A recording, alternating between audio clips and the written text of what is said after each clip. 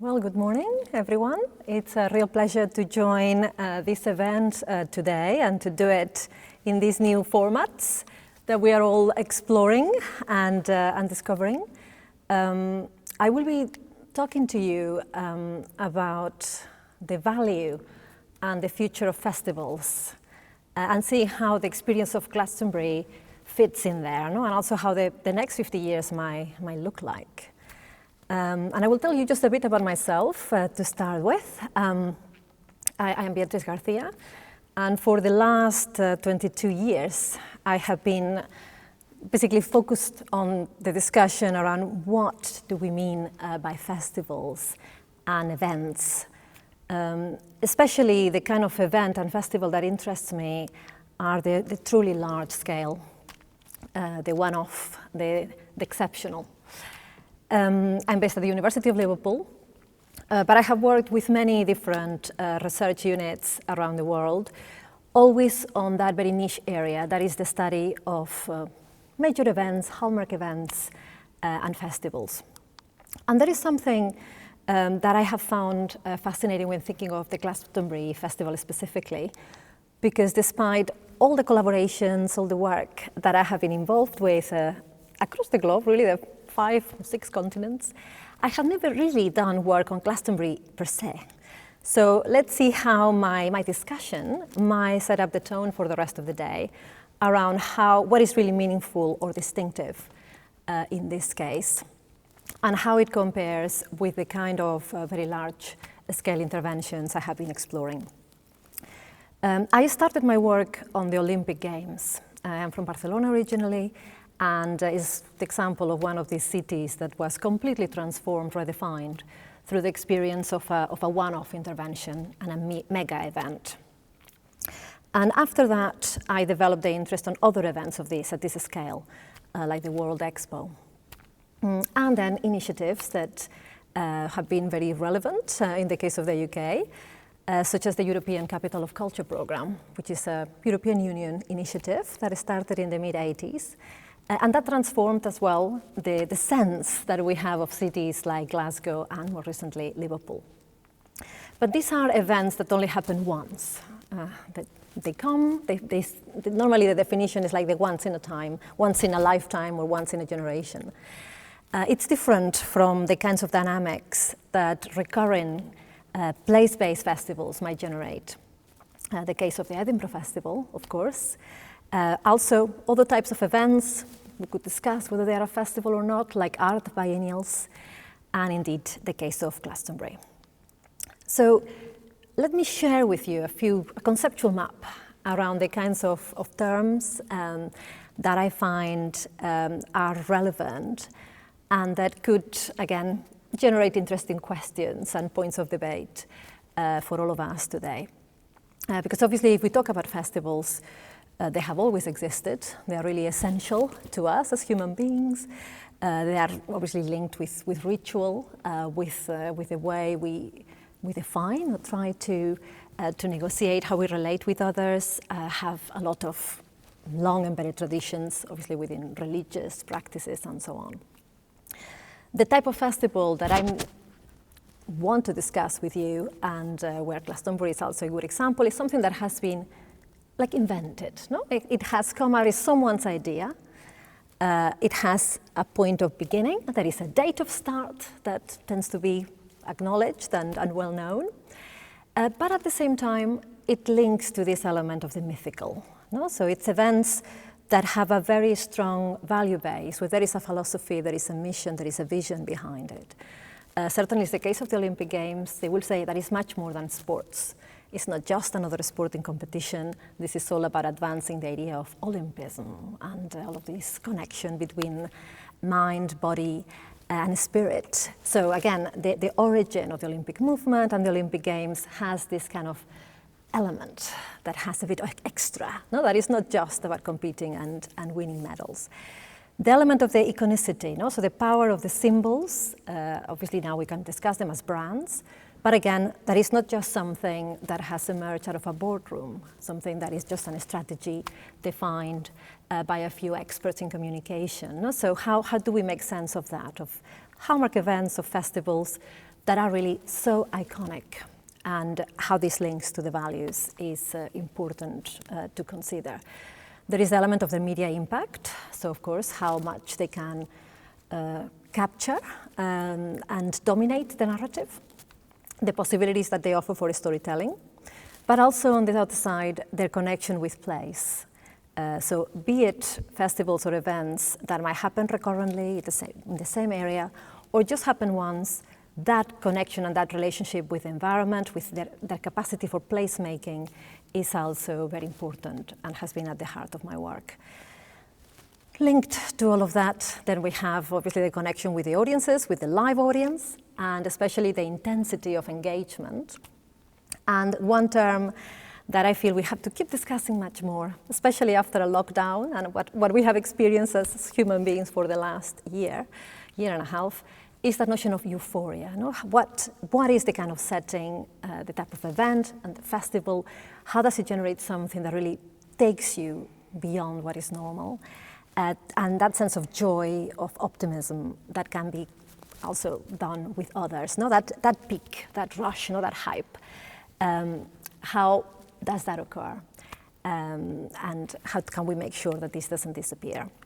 But another dimension, just to close on this first little conceptual map, is the way that these events, these festivals are governed. So the governance structures, their capacity for agenda setting, for getting agreements with local authorities, with transport providers, with other organizers that are actually out of the common. No? Their capacity to get different sectors to work together to agree something across a common agenda, the power of the networks is also something that defines and makes, the kinds of events and festivals that I want to discuss with you and present as a context to Glastonbury today. So there are two key words that I keep playing about and also I want to bring to the table. Again, the capacity for myth-making that emerges out of festivals of events of this nature, their capacity also to be life-changing and memorable in very unique ways. Now, I want to take you a bit on a journey, because again, I feel when we try to answer the questions of what next, what is the value of Glastonbury, and if things have to change, if the impact of this pandemic is forcing the festival and event sector to make changes, to introduce new regulations, something that is really important to do right now is to think, how do we protect the essentials? No? What is really, really meaningful about this? What is it that we cannot lose? And what could be done differently? And if it changes, actually we are not going to lose anything that is that important. So when we think about the context to the types of major events and festivals that offer the right reference for us today, it's quite valuable to start by thinking of the experience of the World Fairs that started here in London in 1851 with the Crystal Palace, and obviously brought this idea of trying to bring to the world showcases from everywhere around the planet and make people feel that actually there is the need to come and visit in order to experience something you're going to remember for the rest of your life. This set up a precedent that was very inspiring for other individuals and organizations, trying also to think of ways of generating this sense of inspiration, of that power of what human beings can do, what can get us farther. So within the world of sport, there was this idea as well of establishing a modern Olympic movement, and the Olympic Games, as we know them today, started in 1896. Again, with lots of pageant. It was not just about the sport competition, there were also art competitions. It was just a place where you would gather, you would see the best athletes, the best artists, the best architecture. So the notion, again, the protocol, the symbolic dimension, the presentation, the way of dressing a place was a very important part of that. It was not just about who ran fastest.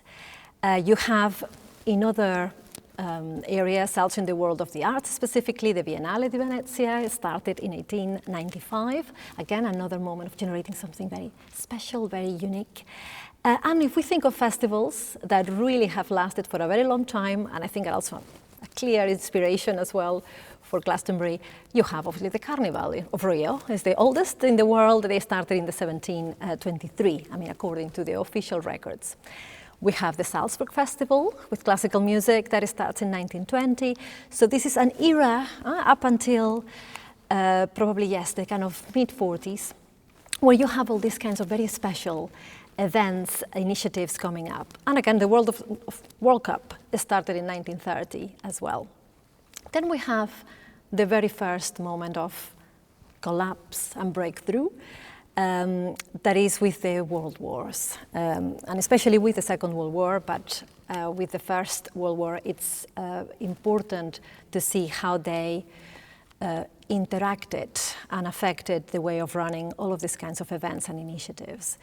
In the case of the Olympic Games, at which point you decide to interrupt, to stop, or you decide, no, you have to go ahead, because this is very important. So it's a story for another day, but an interesting reminder in terms of what compares to what we are experiencing today, and what effect these kinds of worldwide terrible situations, how they lead to new ideas, new initiatives for the creation of festivals. So we have a kind of second phase, a very important second phase that starts from the late 40s onwards with the establishment of the Edinburgh Festival, for instance. This was really very much the result and waking up out of the kind of post-war period. One-off initiatives like the Festival of Britain, again, this didn't repeat anymore, but it also has been a referent and also has influenced a lot of discourse about the point of gathering people together. The Eurovision contest, very important. I don't know you, but I certainly am a lover of it. I think it's wonderful how it has evolved, how wacky it is, and it started in 1956. And again, in this case, a very European context of healing, of bringing different countries together. And again, interesting how the events that were established, in the case of the Olympic Games, for instance, how they also had to be rethinking their purposes and thinking about values in a new way, not just according to those origins of the 19th century, but also to all the movements that were happening at the time, in the 50s, in the 60s, in the 70s. So you have these major events, these mega events, that you might think were all about the sporting competition or the music, that in fact are linking with fashion trends, with design, that are leading to all kinds of breakthroughs with city navigation and crowdfunding, that give chances as well for the expressions of really very powerful moments. And again, a really very important example, Mexico in 1968, and what happened at the time, how the Olympic Games in that context acts as a platform for many, many messages beyond what is pure sport. And it's in this context that we have Glastonbury appearing in 1970, and other festivals that might be like the Summerfest in the US, 1968 as well. Interesting, again, there are other people today that will be more specialists around the context of this specific type of festival. But again, from my end, I find it fascinating to see how it links to these other broader movements and broader developments. And we have then the start of what I would define as the phase of maturity with the hallmark event experiences, that is from the 1980s onwards. The refinement of the notion of brands and branding, the development of commercial arrangements, of media right sales, etc., and how then this affects also a flurry of new types of events and festivals, from the European Capital of Culture program and all kinds of other national diversity and variations, to a whole range of types of music festivals that I think when we search online and try to see what is comparable to Glastonbury will come to appear. So you have here in the screen a few examples of the types of events and festivals that emerged in the 1990s. Competing, but also being inspired by Glastonbury or developing further some of the ideas and principles. And we get then into this, I don't know if it's like the battle of the narratives. No, when we want to think, well, who is, or what festival is the most defining? The largest tends to be also a favorite term that is used to promote. I have done just a very quick search within the festival scene who and what type of festival is presenting itself as the largest. So in the case of Glastonbury, what we have is that notion that is the largest greenfield music and performing arts festival in the world. How that compares with this other German-based festival, the Donauin Inselfest, that now is presented as the largest open-air music festival in the world. Summerfest in Milwaukee, that won the Guinness World Records at some point in the 90s with the world's largest music festival and uses it still, I think, even as part of the logo. And then other claims by many others, no? Whether you are the most famous, the most profitable, and how do you define that? I think these points are also very interesting for our conversations and our reflections today. Again, whether this is what is defining and is what it needs to be protected or not. So that question of size. Whether hallmark events and festivals are mostly categorized and defined in terms of their relevance according to size, how many visitors they attract, how much media reach they might secure, what is the degree of impact they have economically, socially, in terms of infrastructural developments, how much do they cost? Those kinds of questions is what has led to a whole series of hierarchies on whether you are a special event, a major event, a hallmark event, or a mega event. I think Glastonbury is clearly within the hallmark event side of things.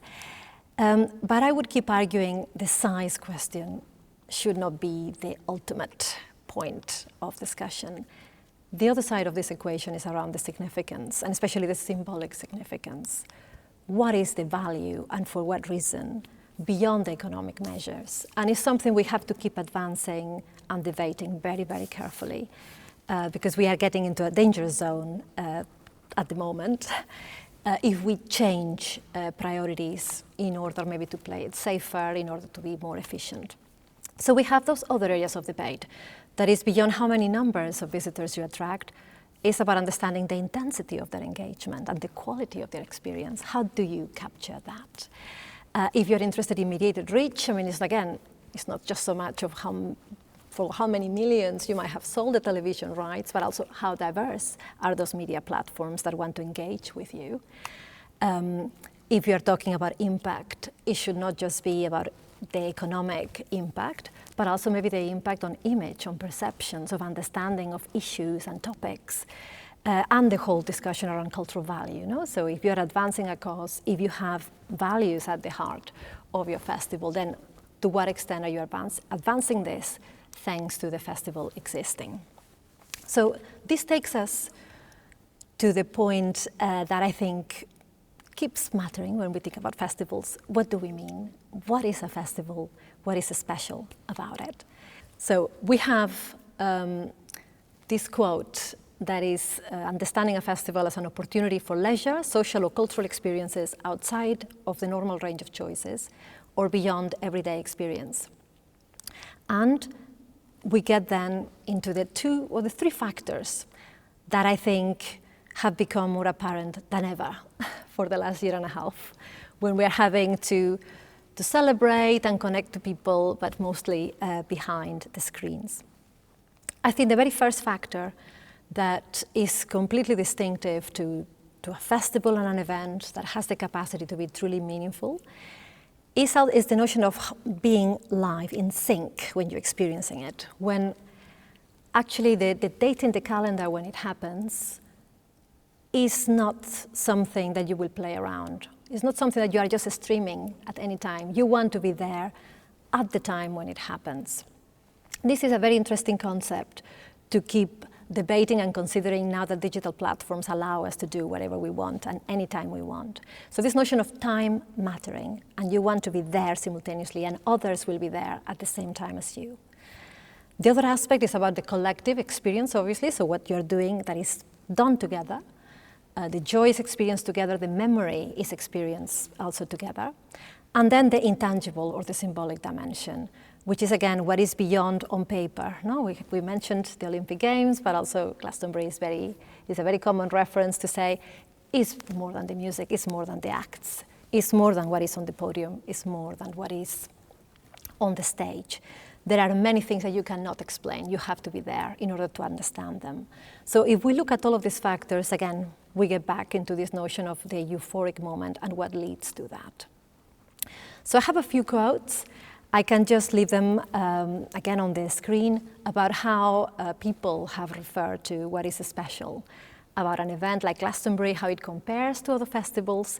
And it is very revealing to me to see how, again, depending on the point of departure of every person, what they are focusing on or comparing it with might be very different. No? So it could be a very interesting experiment to see what are the layers of comparative experiences with something like Glastonbury, depending on your point of departure. No? So whether what interests you is the food, or whether interests you is the music, is again the kind of family atmosphere, the dressing up, etc., etc. So how do all of these questions might help us put pressure on organizers, on funders, on intellectuals, or on anyone like those of us today, to advance the debate and make sure that certain points of essence either are protected or at least understood. We know what happens next after we have a pandemic of the nature of the COVID-19, forcing us to stop and rethink. In 2020, obviously the unimaginable happened, and we had to put a halt to events large and small. In the case of the Olympics, it's the first time that games have been postponed. No? So they had been cancelled 3 times before because of the world wars, but they had never really made a decision just to put them a year after. With the Edinburgh Festival, the same. And you have here a few examples of how it has happened across the board. 2021, we have now this idea that we can do it again. And the question is, how do we feel about, especially the events that we are very familiar with and we love, or that communities have very deep engagements with? Does it feel that it is still it? So I will start just briefly with the example of the Olympic Games that organizers are determined to have going ahead this summer in 2021 in Tokyo, amongst growing unrest. I mean, people thinking, why are we still doing it? Shouldn't they be cancelled? Is this responsible or not? Well, for many, it is very important that they happen. No? The athletes, the families, those that think that this is more than sport, that is very special, that is the pinnacle of their careers. So they are determined to see them happening. However, in these games, it will not be possible to have an international audience. And you have rules. There is now a booklet that the International Olympic Committee has published, prohibiting singing or chanting. And there can be no festival, actually, around the event. What you will have is the competitions, but you will not be able to have everything else. The Olympic city will have to disappear. So what kind of games will they be? With music festivals, and again, the case of Glastonbury, I'm really curious about opinions that people might have about the experience. Not just a few weeks ago with the streaming and what happened, again, the technology, what works, what doesn't work, what is valuable to do anyway, what gives people, again, the chance to connect in a way that is still powerful and memorable. But again, what is it that you feel, no, please, let's make sure that this format is not something that some might believe is doable as an alternative. So again, what is it? What is the essence? What is it we cannot do without? What might justify taking a break and rethinking if rules and regulations, if the pressures we are under to cope with health concerns really force festival organizers to have to give up on things and cut corners. And I feel, again, very valuable for me to have the 2 levels of comparison. So the case of an Olympic Games as the largest mega event, that for those of you who might not have experienced them in the flesh, certainly go far more beyond that when we see what the media portrays, there is a very, very important street atmosphere that also makes it defining. Can we have events that are only happening through the screens? So again, you have the images of what happened in London, for instance, in 2012. It was a completely different, a transformed city and transformed people within the city of London. And this has happened at every Games, no matter the cultural context. So if we take that away, what happens? What is meaningful about it? What do we do? How do we move on beyond that? And what is essential to the Glastonbury Festival? So I would like, again, to put, here we have some images and examples of the type of top-of-mind ideas that people share when discussing the festival. And it would be really interesting to consider whether there is a common agreement or whether actually there are different groupings that might prefer to prioritize one area or another, depending on, again, what pressures we may be under, not to change, to maybe control, if we have to control the numbers of people that can gather at the same time, if we have to add additional queuing systems and so on, in order to enter or be part of an event. So I want to close just by going back to that conceptual map around the values that explain why particular events or festivals are significant and why people really want them to go ahead. And how this needs to keep being rethought after what we have been living over the last year and a half. An example from the world of football that is very, very interesting, all of the controversies around the Super League, when someone came with the idea in order to make the business case for football a bit easier to maintain, or whether you could do something that was, very good to work on TV, but maybe a bit more exclusive. You could see the reactions from people saying this is not what football is about. It's not just about, the top team players. So I think for almost every festival, every event, it's very interesting, the conversations that have occurred this year when you have to think of plan Bs and plan Cs.